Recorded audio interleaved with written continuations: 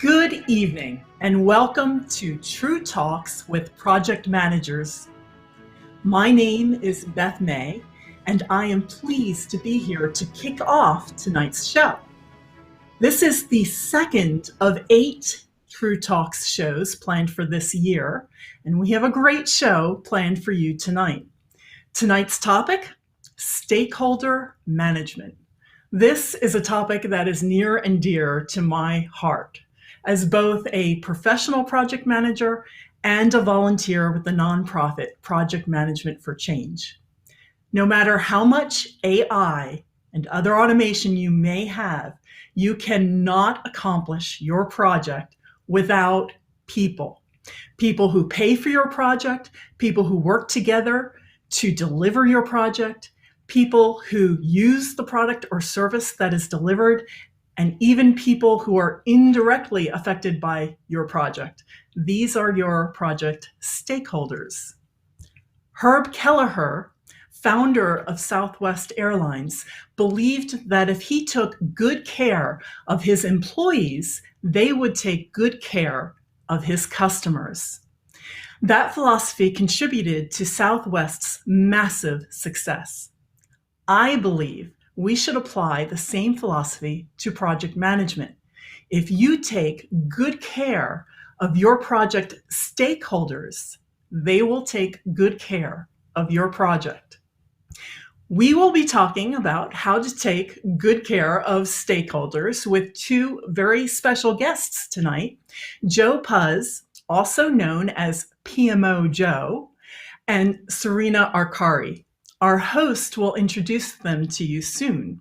And before I introduce our host, I'd like to bring your attention to the man behind the curtains, our producer, Dan Stay. He is the true wizard, helping us make web show magic. In addition to making sure that you can see and hear us, he is also monitoring the YouTube chat for your comments and questions. They will be addressed throughout the show. And now, it is my pleasure to introduce our True Talks host, the host with the most, the inscrutable, the incomparable, the Renaissance man of our time, the one and only Kendall Lott. Hey there, good evening, everyone. Oddly enough, my dad has the same name, so one of 2 only, Kendall Lott. Hey, Beth, good evening. And how's it feel to be on the producer side of the table there? Welcome to that side. It's fun. Thank you. Yeah, it's getting a lot. I just realized Dan Stay, it's almost like a board member's command to a volunteer. Dan, stay, please. We need your help. And he's been helping us a lot, so I appreciate that. But you've got some big activities happening on your own side over there. One thing, a call out to all of our participants or listeners tonight. Beth has been watching the show since we first started. So look at that. You go from like listener, viewer, to she was a guest talking about PM Day of Service and volunteer service. Now she's on the other side of the table. I guess my job's next, right? You're going to replace the host position. That's it. Dan and I quake in our boots. So we can always allow that to happen. But yeah, hey, there's a point to that. To our listeners, get involved with your chapter, get involved with a nonprofit, make project management part of how you continue your learning and growth like you're doing tonight by watching. And nothing happens without volunteers and around the Project Management Institute world anyway. So I appreciate Beth and Dan and Harry and Marina and everyone who's ever pitched in to help make these shows and other symposium things happening. But back to you for a second, Beth. Big events. We heard about it back in October. Now we're nigh upon it. We're the day before, the night before, the eve of the morning of PIMDOS. Tell us about PIMDOS and where we go from here. So in 3 days, on Saturday, we will be having our 8th annual Project Management Day of Service, the DC Regional Project Management Day of Service. And that's an important distinction because we're having PIMDOS events all over the world. In fact, after tonight's show, I have a call with someone from New Zealand who wants to set up a PIMDOS there. And on Saturday, we have a couple of people visiting the event from Buffalo who want to set up an event there. We already have events in St. Louis and a variety of other places. So it's really exciting to see pro bono project management being done to serve the communities and to save the world one project at a time. So registration is closed for PIMDOS. We've got our matching all done. We've got 77 project managers and 17 nonprofits, and it's a totally virtual event, and we're really excited about it. Well, let's talk about Incomparable there, everyone. That's Beth May. She is the project director of PM Day of Service for what, your 5th time in a row now? I want to say something like that. You are correct, many times in a row. Yeah. Yes. And she's also the chief operating officer of Project Management for Change, which is the nonprofit that houses that event and the continuous value delivery. We urge you to hit the website and go and find ways that you can volunteer throughout the year as we work in not just one day, but on regular work with projects as we move through. So with that, listeners, your input matters tonight. So of course, if you get to fire off some questions, there will be people who monitor the YouTube chat, and we'll whisper sweet nothings in my ear, and I'll see if there's a question here we can bring forward. We try and bring everyone's questions forward. And we do, as you heard here, have 2 guests tonight. So the topic, stakeholder management. So let's talk about it a little bit. I was intrigued by it because many of you may be aware there's a PMBOK 7 out there, and it's a very different animal than the whole range of PMBOKs before. That would be 6. And stakeholder management managed to survive the rewrite. Not only did it survive, but it still maintains its position, its premium position, its primary position is number 1 in the performance domains. And I looked and checked into that. I'm sure all of you could pass the quiz tonight on what is the key elements of that domain. But just in case you need a cheat sheet, productive working relationships. It's about the working relationships, agreement with objectives, so we're all aimed at the same thing. And then for funsies, they seem to say the project beneficiaries should actually like your project, and the ones that don't, the opposers, you manage to mitigate their impact. I thought this was interesting because it's not about changing people's minds. It's about managing stakeholders. And that's what we're going to hear more tonight. So with that big bundle, let's get to our first guest. You may have seen him before because he does podcasts, and we're going to bring him up because he lives and breathes this stuff professionally, and that is PMO Joe. We should have had him on the PMO thing. He actually works with, this is Joe Pusz of the PMO Squad, of PMO Squad. Is it the PMO Squad or PMO Squad? The PMO Squad. Oh, it's the one and only. Okay. It's the one and only, so Joe, how you PMO Squad. Calling in from Arizona? Yep, suburbs of Phoenix out here, Gilbert, Arizona. The largest town in America, the town of Gilbert, Arizona. So a distinction that we have out here as well. The largest town, I'm thinking footprint. No, population-wise. Now, again, everyone thinks Phoenix, right, is this huge city, but it's really made up of a lot of suburbs. And the suburb I'm in, Gilbert, 270,000 people or so, a town that nobody's ever heard of before.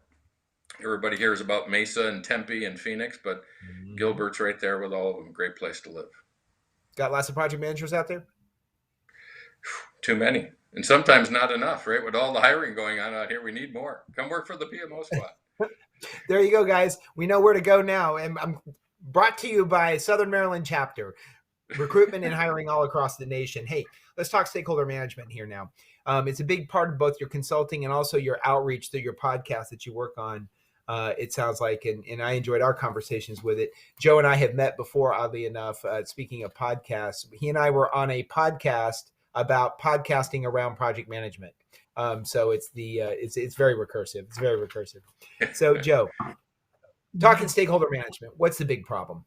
Like, we all know we're supposed to be doing it. We get it. Relationships. PMBOK tells us so. So we know it's true.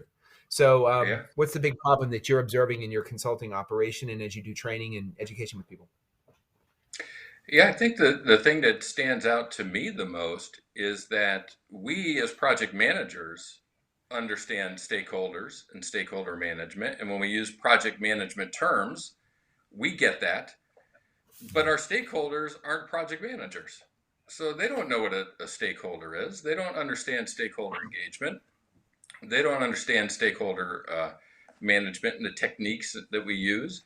So the challenge is, how do we get our stakeholders to actually understand what we're doing without using project management terms, without understanding the different techniques we get to do, right? It's like if I walked into an engineering department and they started talking engineering to me today, I wouldn't understand, right? I don't get the engineering terms. So my big struggle is to help people know that they're actually a stakeholder, but don't call them that. Or treat them like a person. Their title within the company, their responsibility or accountability, using a RACI, right, on a project to know what they are. And then they get more engaged when they start thinking in their language, in their lingo, as opposed to our project language, because they don't understand our language. Let's talk to them in just regular business talk. Have you seen that cause a problem? What do people report, or what do you see? Where do you see it as a problem? You observe it happen. What's the implication of that, or the impact of that, rather? Well, at times the stakeholders run, right? They retreat because they don't know that that's what they are, right? You start talking about, hey, the stakeholders need to be involved in this project. Well, I don't know if I'm one of them. I'm just going to go in the background and hope that they don't see me. It's the old sit in the back row of the college class instead of the front row. But we need our stakeholders. We need them to be engaged, and we need to manage them in the terms that work for them, right?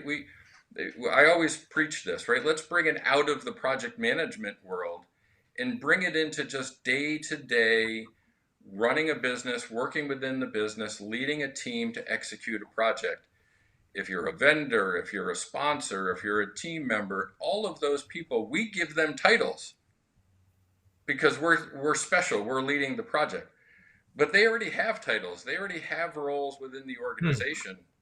And we need to understand that and let them work in their context, right? Communication's a two-way street. It's the person giving the communication and the person receiving. If we send messages that they don't understand, that's only.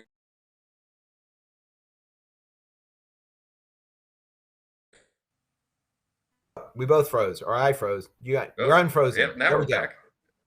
We forgot about digital management, the whole problem of managing the bits and bytes in here. I actually have to confess, sadly, that very recently, and let's just say it was like after Christmas, like that recently, I just had a total confusion with a would-be client. So you think it's bad with the client trying to do sales and do this, where we worked through a lot of stuff. We talked a lot of stuff. And then I gave them a document that referred to stakeholders and giving them artifacts. And they said, I think we understand what you're talking about, but we have a question. What are stakeholders? You mean the director? And what's an artifact? And I was like, oh, I meant people and Word documents, and pictures, right? So I hear what you're saying. If you don't even use the right vocabulary, I think something we heard in a PMO discussion last month was about honoring the organization. In other words, you have an obligation to understand how the organization functions. So you said something interesting there to me about use their titles. You're not stakeholder salience model number 7 for me. You are director. You are a person who does, or whatever. What are the signals that it's gone wrong that you've observed or people report to? Like, how do you know? We can all hear this on the tape right now, right? Okay, good. I'll talk to them in their language. How do we know when we've lost them? Well, silence is one, right? When they don't get back to you. We've all had that problem where we send a message out. Could be an email, could be a second email, could be a third email. We're now in this remote distributed world, so we can't really walk down to the office like we used to. So if we're not getting a response back for some communication that we need, could be a risk management, could be overcoming an issue, could be on anything within the project. That's a good indicator, right? When they're just ignoring us or being silent. Another indicator is if they're responding with something that we don't really understand the message, right? Like we ask a question and we get something back that we're like, wait a second, that wasn't what I was expecting, right? Kind of like the mention where you provided that doc to your client and they saw, we think we understand this, but it's stakeholder and artifact, what's that? You would expect, hey, if I gave them that, they would understand it. So if you get a kind of a quizzical response back or silence, 2 big glaring red warning lights flashing up in the air, right? Stakeholder management problem. How are we going to fix this? We're supposed to be working towards common objectives, at least per the PMBOK, as I was just looking. It strikes me that one of the things that's hard for me to gauge, but I would imagine it's a stakeholder problem, is their level of actual engagement. You for example, we develop an issues log. And sure, we're in the meeting going, yep, that's still an issue when you delay till next month or whatever, but not actually engaging in fixing the issue or having the conversation, or they're taking ownership of it if it's a client, or allowing direction to it if it's somebody within the same working team. That's one of the things that I had seen. Have you seen that around engagement, or how do people measure that? Yeah, I mean, that's an obvious one, right? That we come across that all the time. And again, I think we want to be able to understand projects are just made up of people, right? And how do we interact with people? If we weren't project managers and we were at home working with our friends, our family, our neighbors, whatever it may be, there's a communication dynamic involved. And it's not the same for every person, right? How we talk to our children, how we talk to our spouse, our neighbors, our friends, our coworkers is all different. So as we work through stakeholder engagement, get to know our stakeholders as people and understand the different types of communication we need to have with them. And I think that helps us be able to be more effective as project managers.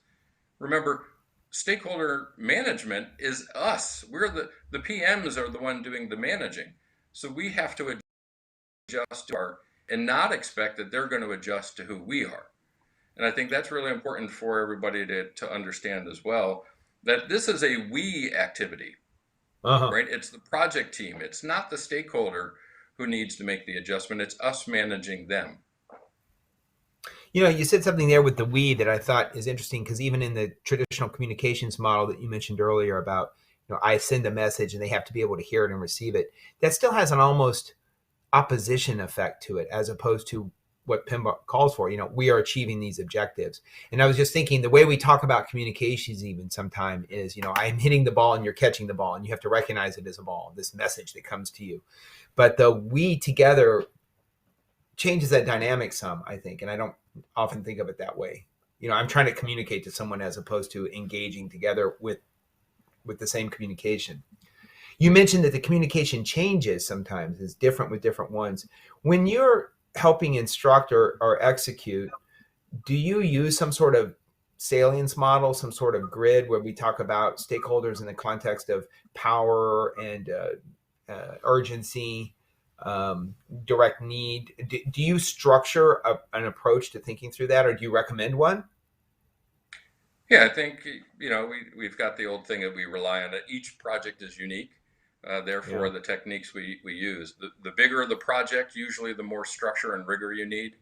The smaller the project, maybe less formal approaches.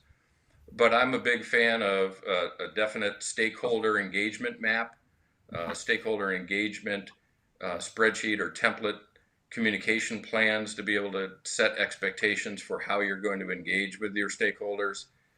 And again, this helps set expectations at the beginning of the project to let a stakeholder know that they're a stakeholder. Because remember, they just think they're a director or an employee or a coworker or a peer. When we work with them and get to know them and sit down and talk through, here's what we're going to need from you, here's how we're going to engage with you, the frequency, the methods, the purpose, you're coming to a common ground. You're establishing that we're now a team, right? We're working together. So to me, stakeholder management definitely should rely on tools, but I think we adjust the tools to align with the type of project we're executing, right? I'm a firm believer that it's not a one-size-fits-all world that we do with project management. We have to pull the right tool for the right time, right? Just like a carpenter working on your house doesn't show up with only a hammer, right? He or she uses the right tool for the job, and we as project managers have to be able to adjust to that as well. Do you have situations where you find it important for the stakeholders to know who the other stakeholders are, or where they sit in the constellation, or has that become too confusing? In other words, you're in this group here, but we have other ones here, and their relationship to each other in your project. Is that relevant, important, confusing, clarifying? How would you approach that? I think hugely important, right? I think everybody needs to know that it's a collective that's going to get this project over the finish line. And each person has a role within that project. Again, some of them may be active participants, some of them may be passive, some of them just maybe providing oversight or guidance, but they have to know who can be touched at what point to be able to get the influence they need from them. And if those people are unknown, I think we as project managers haven't done a good enough job to share who the total team is, right? Who's everybody that's involved on this? I'm a huge believer of the big hug, right? If you bring everybody together and get them working towards a common cause, you can see above my head there, right? Purpose-driven PMO is one of the things that we do at the PMO squad.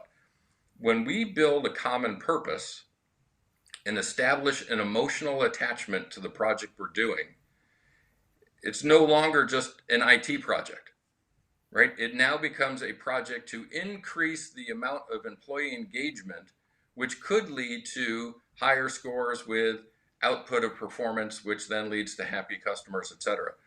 When we think we're just doing an IT project, we don't make that connection. When we think we're doing an employee engagement project, we can connect to it. We can move further. Well, everybody to be engaged has to understand who's on the team, who's working together, who's the collective we that we're all working to build a common purpose towards.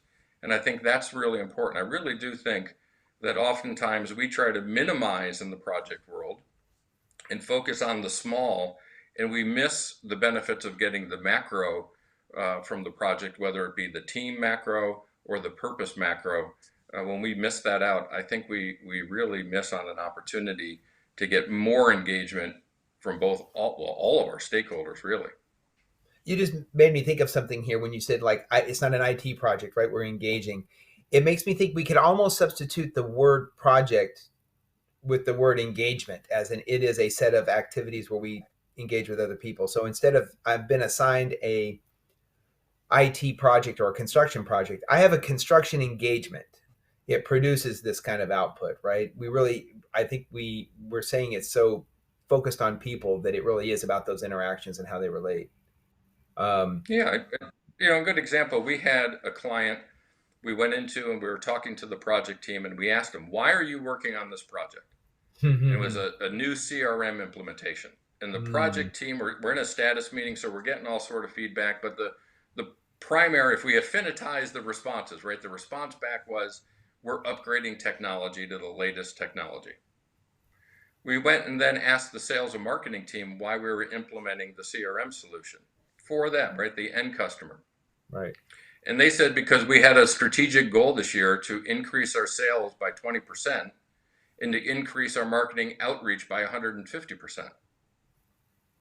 Two very different answers to the same project. Yeah. And if we're stakeholders and we're managing our stakeholders, how as project managers can we meet expectations when we don't even have the same common understanding as to why we're delivering that project? Again, one of the adages out of our recent direction from PMI in the best practices is that it's about understanding the common objectives. And it sounds like we can get at that through this concept of the stakeholder lens. And that's where you start. Are we really working for the same objective? And I think getting those goals linked together is really important. How do you suggest, or how do you actually go about thinking about stakeholders who fall in that negative category, the ones that are not being helpful, in fact, maybe pulling against the outcomes of this engagement? How do you see that, and how have you thought about that, or what can you tell us about that? Are you able to categorize them in any way? Have you? Yeah, I mean, there's a lot of negative Nellies out there, right? That impact our project. The reality is, as project managers, our influence is really minimized to the outcomes within the project. But we're doing our project within the boundaries of an organization, and at times we have to rely on the org structures to help us to influence some of the people that we may not have a direct impact over. Right? I think every project manager at some point has encountered a project where they're not intentionally sabotaging the project, but maybe they're not putting their best foot forward to try to help the project be successful. So, at times you may have to go reach out to their superior, their manager, to get them to get on board with everything. Maybe you reach out to the sponsor of the project. and have them work that through their channels. But there's definitely different labels that could be put on people. I'm not a big label person. I believe that actions speak louder than words, and people kind of get their own labels. But certainly, we have to be able to deal with the positive and the negative. Usually, the negative can have a ripple effect, a more lasting effect. So we want to try to address those as soon as we can, but do it in a way that we're not trying to impact the team. We don't want that person to then call out the fact that they were addressed in a certain way, right? The impact could be impacted, or the project could be impacted.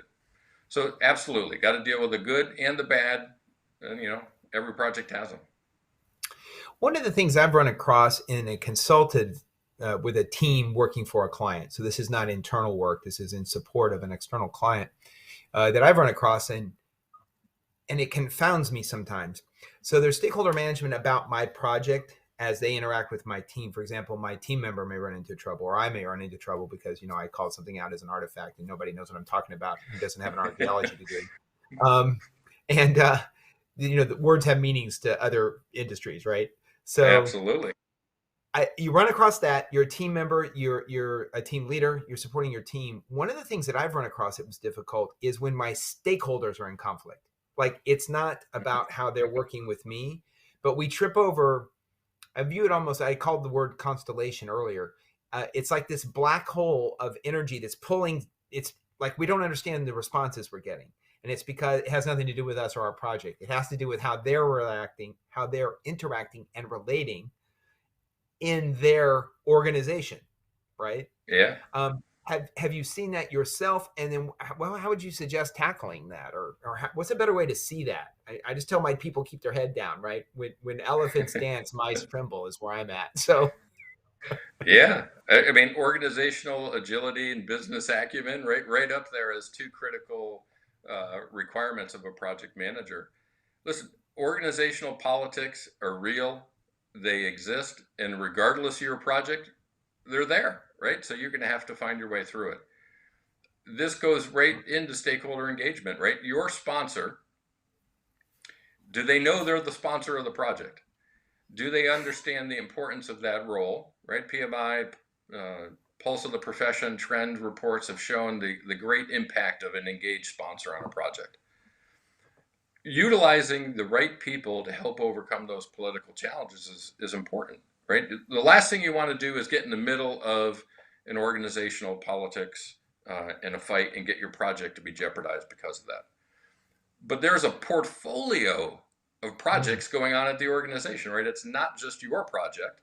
Somebody else has a project that they surely bet are more important than your project.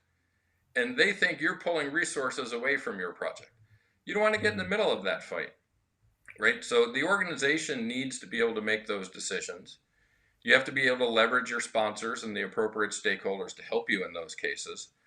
But don't be naive to think they don't exist, right? I mean, that's the reality of the world. We all have priorities. Some of them are organizational priorities. Some of them are personal priorities. And we have to be able to recognize both of them and be able to react to both of them to make sure that we're doing the best for our project.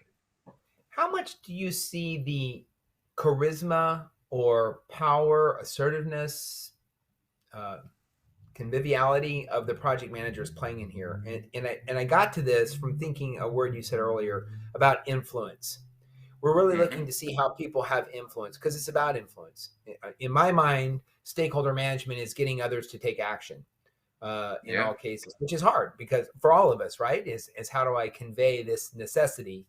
And in a case of what we're talking about, this necessity that you signed up for, if someone just told you you're a stakeholder anyway. How do you see the role of the actual project manager's own influence, or looking at it through the lens of influence? We all have to be extroverts, or what's going on here? It's a great question, right? On my show, Project Management Office Hours, right? You mentioned I'm a podcast host. So on that show, is that a weekly or monthly? Twice per month. First twice and per third month. Thursday. Here we go, guys. I'm sorry, I stepped over you. Say that again. So the way I look at that is, there's good project managers there's inexperienced project managers who are going to become good, and then there's great project managers. I think back to my own career. When I started out, I didn't even know I was a project manager. Then I found out I was a project manager and got some training. And then I got a little bit better, and experience taught me how to, hopefully, knock on wood, my clients think we're great project managers now. But the difference is people skills, right? Whether you call them the power skills or we're change agents or whatever it may be, the ability to motivate and to influence, that's more important in my mind than the ability to build out a great WBS and a project schedule, right? Whether you're agile, whether you're traditional, whether you're hybrid, whatever your methodology is going to be, schedule adherence is important, but it's not as important as being able to work with people. And to me, that's the number one thing as project managers we have to do, is we're leading a team. So no different than if you're a coach of a baseball team or a gymnastics meet within your kids' organizations, right? We're drawn to people who have that something that are able to influence and get others to get stuff done.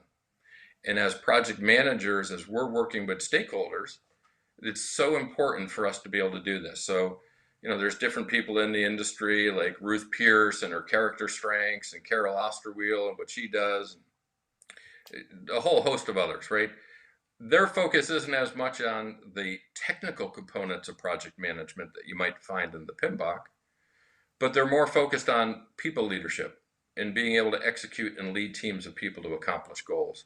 So without a doubt, to me, for every project manager that's out there listening, a key to your growth as a PM and improving stakeholder engagement will be your ability to enhance your people skills and to be able to influence, motivate, and build teams to accomplish outcomes. Those are the things that really separate the good from the great. Yeah, so that's interesting that you say that. The stakeholder management is that key that takes us from good to great. That of all the parts, yeah. I think that really is the one, because that's really what we're all based on here.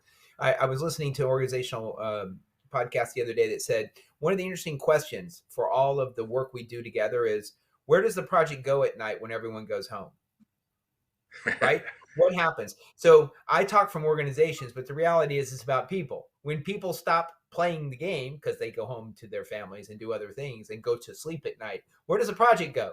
It goes nowhere until we recreate it by engaging, is one theory or one thought about this. But yeah, Osterwheel, Pierce, Brownlee, these are great names. I suggest our listeners go and follow up on them. I think Pierce had the one about managing in a fog, walking in the fog. Leadership is walking in the fog. Is that what it was? That was Carol Osterwheel had that one. Oh, Osterwheel. Okay, yeah. Very interesting. And a great book. You mentioned Brownlee. Dana Brownlee's got a great book, Managing Up. I would recommend everybody go read that book. And that characterizes people, right? Puts them into some brackets for different names you can give the people. But the key of that is it's stakeholder engagement. You have to understand there's people in the organization with a higher rank than you, and you need to be able to manage them to be able to get the outcomes that you're looking for the project. So yeah, there's a lot of influence within our industry that takes the technical skills, which are still important, right? You still have to have a schedule, still need to manage a budget. Those things are critical. But getting people to accomplish the task when they have 4 or 5 other tasks, that's important. The ability to motivate and influence and build relationships and know those people and treat them all uniquely, because you can't treat every team member the same. So having that ability to go and understand that, man, Kendall, you hit it on the head, right? That's so important that we be able to do that. Well, speaking of getting others to take action, I'm going to invite Dan to bring on our next guest here, and we'll switch over to Sarina Arcari, who's going to be playing tonight's role of practitioner. And PMI folks, you're going to love this. She's actually on the board of directors. You managed to elect this person, so pay attention, because she's paying attention to you. And she's calling in from Hawaii, I believe. That's right. Probably I'm in Hawaii today, but normally a resident of Calvert County. So my heart is also in Southern Maryland. Southern Maryland chapter, just waiting. So it's a local gal that made big, right? So someday you'll be home and say, this is what happens at PMI Global. So Sarina, let's talk a little bit here. So coming at us as an award-winning transformation executive, I hear, but I see you as a board member, and that to me is kind of the peak of having to work a lot of relationships to get there. You heard a lot of stuff here around stakeholder management that we were trying to handle here. What is your experience in the complications of stakeholder management? We've been talking about kind of how you approach it as a PM, but when you think about actually, every plan is great until, you meet the client. No plan survives the first contact with a team or a client. Where have you seen it go awry yourself? Well, as a practitioner, Hold it. I have an ambulance somewhere. Is that on your side? it's probably on my side. I Okay, apologize. good. You're on the good side of town. Hopefully not coming to my house, but Yeah, really. yeah, no, as a practitioner, I would say, I can double click on everything that Joe said earlier. I agree wholeheartedly with everything that he said. And I would up the ante just a little bit because I think, especially in the National Capital Region, we're seeing an influx of stimulus dollars going into massive infrastructure projects. And these get to be highly complicated. And I imagine our chapter members here in Southern Maryland are being tasked with some of these projects as they're coming online. And many of those have the public as a primary stakeholder. And when you add the public as a stakeholder, I think your complexity increases exponentially. And so I would say it can even become as much as a matter of life and death. And I know that sounds a little bit inflammatory, but one of my favorite client examples of stakeholder management and the need for it revolved around a small nonprofit that is responsible for increasing rural recovery housing. And they were really not project managers by trade. They were social workers by training, trying to do good in the community and failed to fully analyze their stakeholders. And at a public hearing, were faced with a literal posse of armed ranchers who were in opposition to their project and ultimately were successful in killing the project, which then, disadvantages the community, the potential residents of that facility that was going to be built, and puts a project manager out of work, right? They have a project manager needing to go find another project. And so I think it's really critically important to understand, a lot of people eschew the whole planning phase of projects because they just want to get to work. But I think when you're in that planning phase and assessing and identifying your stakeholders, that you couldn't spend your time more wisely, honestly. And as Joe mentioned earlier, know who they are, know what's important to them, know how to communicate to them. So this then bleeds over into our technical, communications plan. And if they're in opposition or they're champions, they could make it to your risk register as either positive risks to be exploited or potential hazards to the project that need to be actively managed and mitigated. And so I do think it is the combination of our art and science as project practitioners. And I think that more and more we're going to see people being asked to do projects who would never identify themselves as a project manager or a project management professional, let alone a credentialed practitioner. And so these skills are ever more critical as we see all of this, federal funding coming into large infrastructure projects and stimulus packages. You mentioned we have to assess them, and I thought that was interesting when you said assess, and I think you started to answer it when you said what's important to them. Tell me more about how you think of the word assess here. I'm wondering how much we're sitting up on a catbird seat watching over everything. Sometimes as a project manager, I feel like I'm in the midst of all of it. And then sometimes it's kind of like, it's not about being high and mighty, but I'm outside of the system. And that assess has a certain clinical nature to it. What do you mean by that, and how do you go about that yourself? So what I would do at the beginning of any project or program is sit myself and then with my project team and try to brainstorm who are all the possible people inside the organization, outside of the organization, in the community. Who are all the possible individuals, organizations, communities that could be impacted by the work that this project is chartered to do? And then you start to group your there's your stakeholder list, and you start to group those stakeholders, by your assumption in terms of champions, supporters, watchers, and opposition.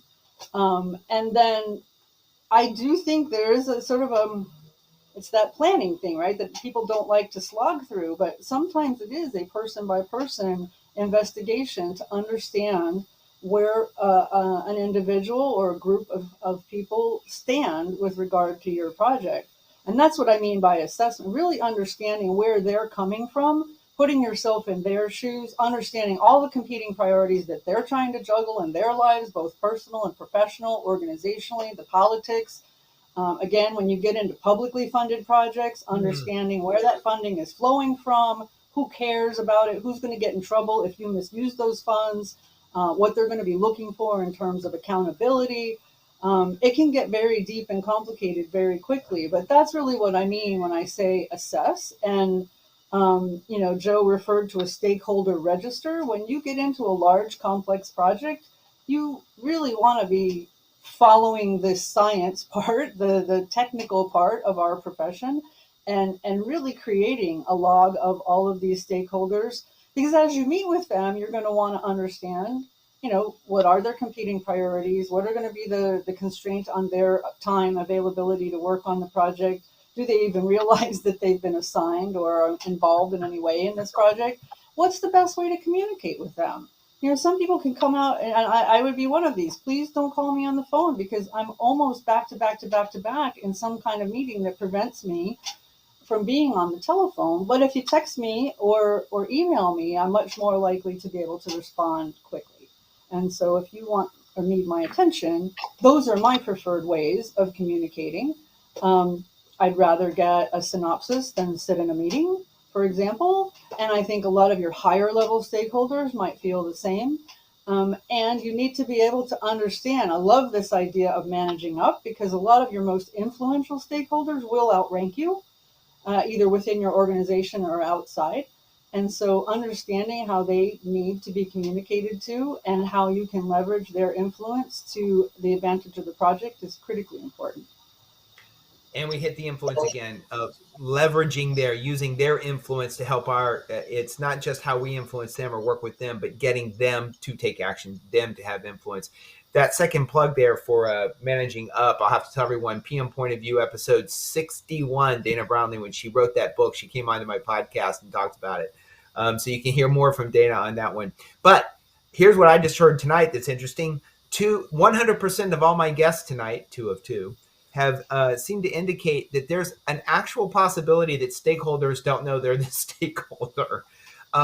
Tell me, have you experienced that? I mean, is this a theoretical concern, or how have you run into that directly? That's kind of mind-blowing, right, in a way. Well, I think sometimes, especially when the public is a stakeholder, you can have many members of the public that don't realize they're a stakeholder until it shows up in their backyard, right? So you get this whole NIMBY backlash. That stakeholder is a customer as opposed to a project.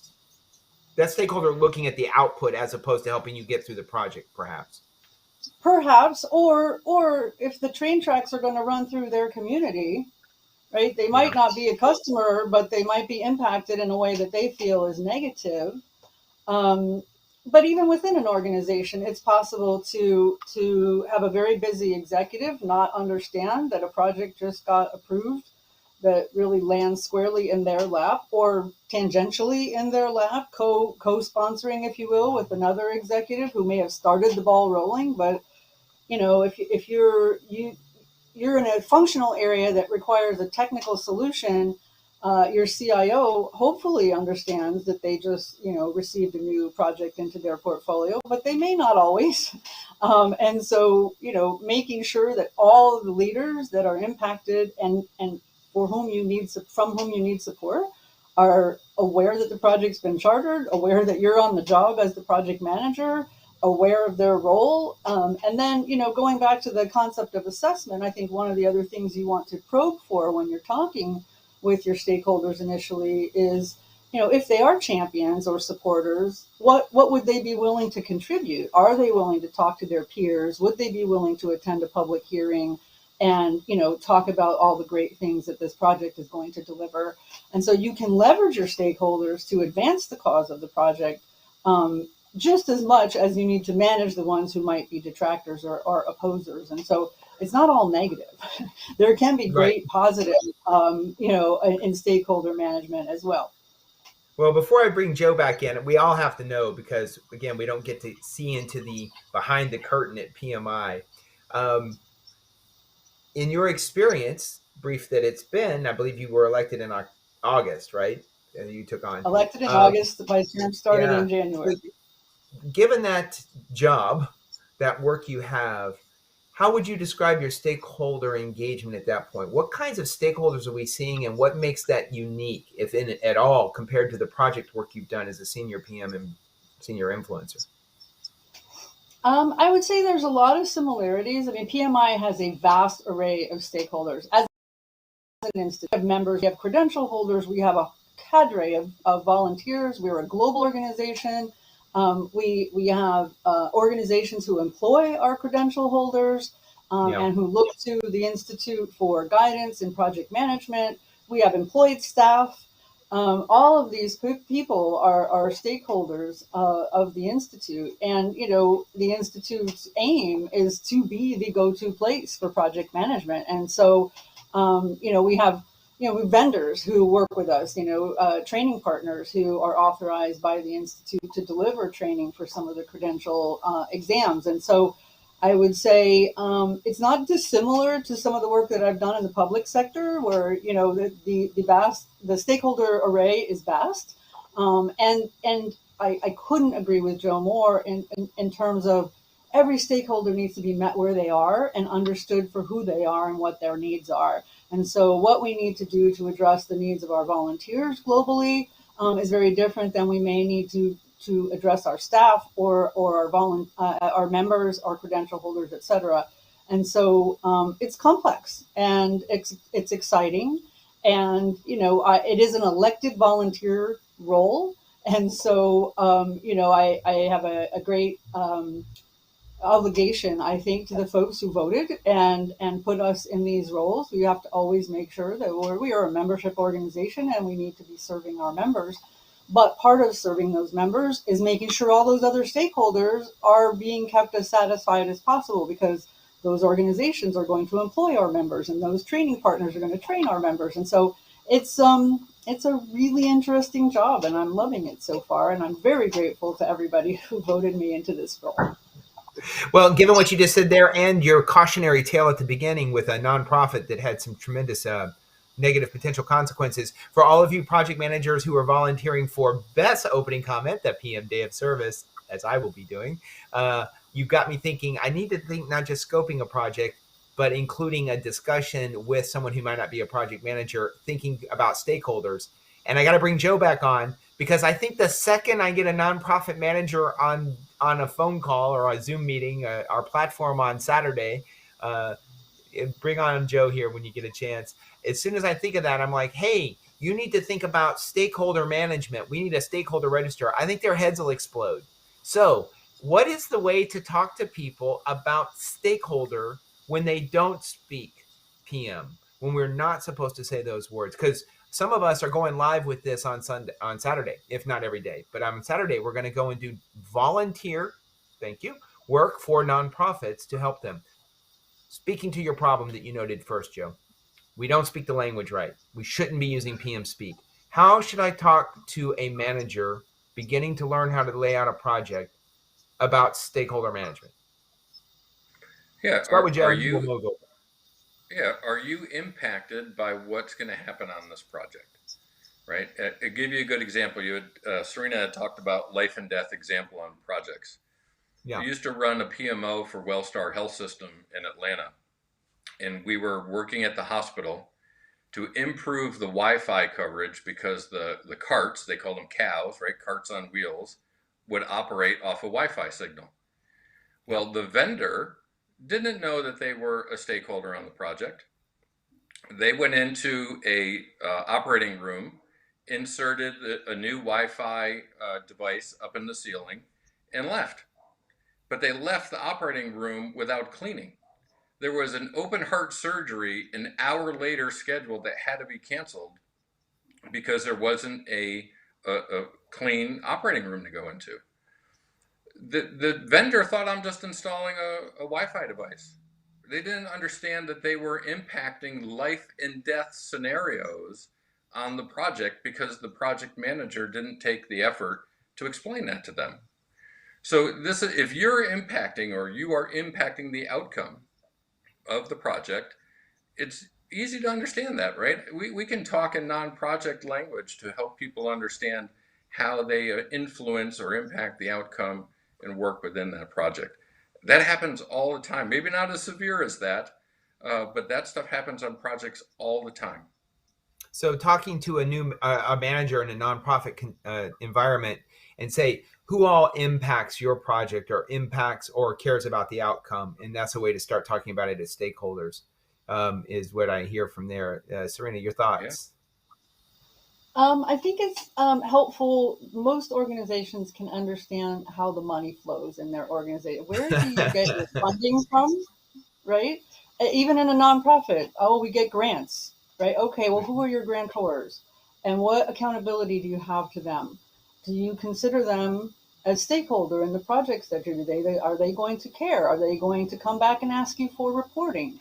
And so people don't really think of people outside the organization as being stakeholders, but they can follow the money flow. Okay, well, when you get the money, who controls it?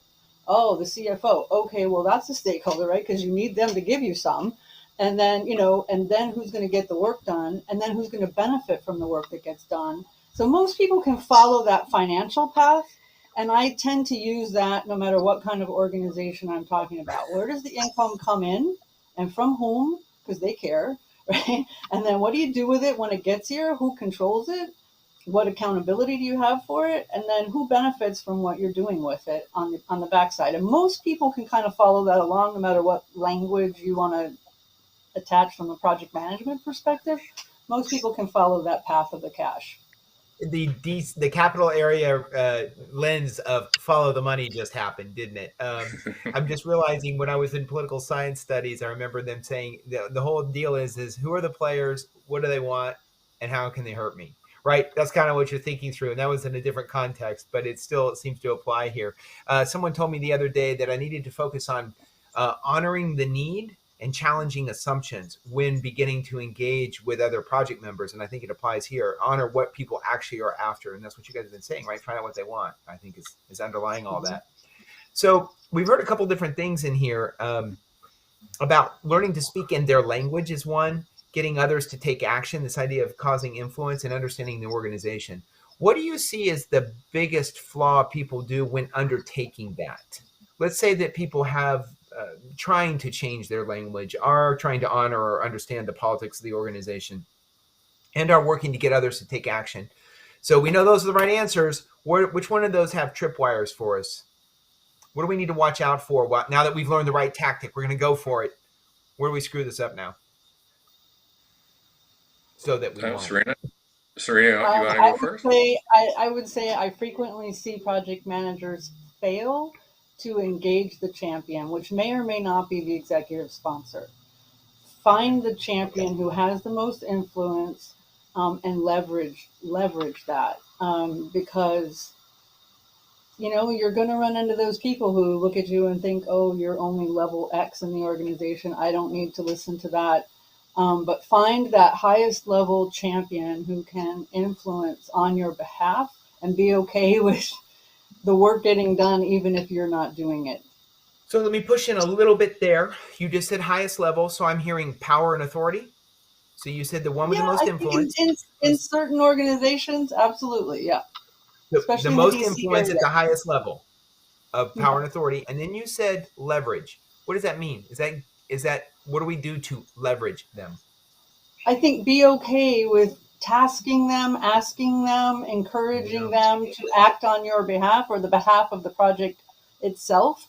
I think a lot of project managers think I have to do all the work myself. Right? Uh-huh. I'm the project manager, and in some cases, especially when you're going for the influence, you may not have enough personal influence as the project manager, but you probably have a champion somewhere in the organization or outside the organization. I used to work for Amtrak. It wasn't beyond me to call the grant administrator at the Federal Railroad Administration if I really needed some help convincing people to, you know, get behind a particular endeavor. And I didn't have that level of influence, but she did. So So I'm hearing influence mapping actually underneath that. I saw some of that online recently. Charles Lambden was writing about this. Influence mapping is a subset of stakeholder management, understanding where they go. Ask for help, I just heard, and then the great song "Let It Go." You don't own all of it, right? So there we go. Joe, you're gonna have to top Pixar and Disney now, I guess, or whatever, right? So what do you see as the tripwires in trying to speak? Where do the flaws happen as we attempt to speak the language, get others to take action, understand and honor the organization? Yeah, Sarina took a lot of the good ones. She didn't leave much for me, but Oh I'll no. add in there to document, right? To go back to that Okay. stakeholder register and be able to say, these aren't assumptions as to who the champion is, right? Or who the most influential people are. Let's document and understand who all of these folks are on the project. And let's make sure they have access to that document so they know who else are the other stakeholders. And I think by able to get that out on paper and document it so that everybody can see it, I think that eliminates a lot of confusion that can occur through assumptions, right? The old saying, if it's not documented, it didn't happen. Well, Yeah. if it's not documented, maybe people don't know they're the stakeholders. So let's get it on paper. Let's make sure everyone's aware of it. Make sure the right people sign off on it to validate that, yes, I agree. I am in that role and I hold that authority so that we can go leverage them. I think that's important, especially for new project managers who, they may not have the personal juice yet to go up there and ask the administrator of a federal agency to go do something. But if they already talked to them in a more casual setting and got them to agree that it's okay to call me, then that lightens the load a little bit when you have to go make that call. So So that's a big separate. point there. No, that was I'm glad you got to that one. That's a really good one. We need to have the relationship before we need the relationship. Yeah, absolutely. I mean, and You that might never be a know good when you're reason going to to, need it. yeah. Well, you have. I mean, it's otherwise it looks too opportunistic. I guess I don't know. It sounds hard. We've got about 2 minutes left, and I did want to ask one question, which is kind of off the wall.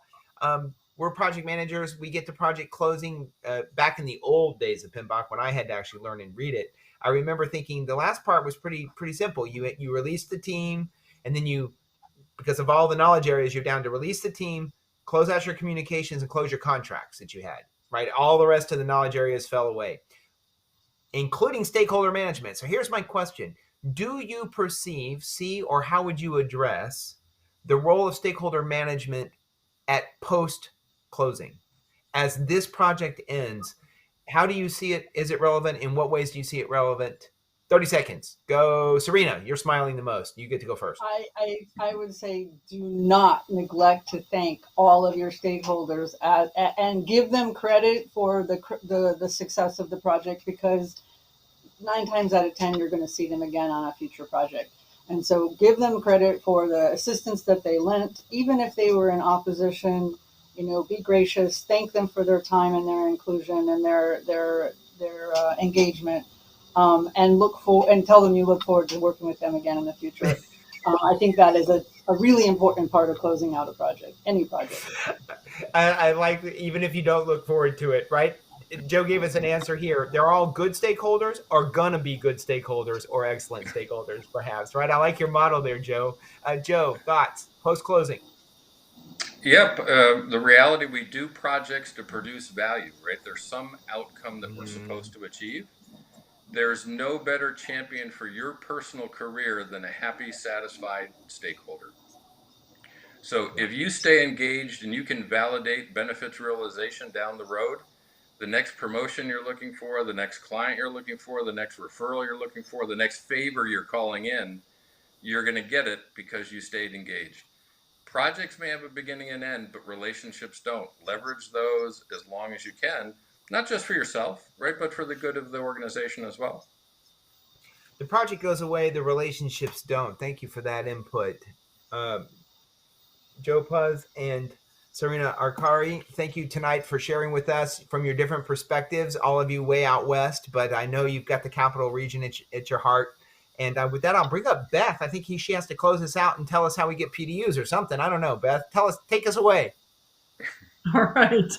Yes, there is a slide that says how you get your one PDU, and hopefully Dan will put it up on the screen.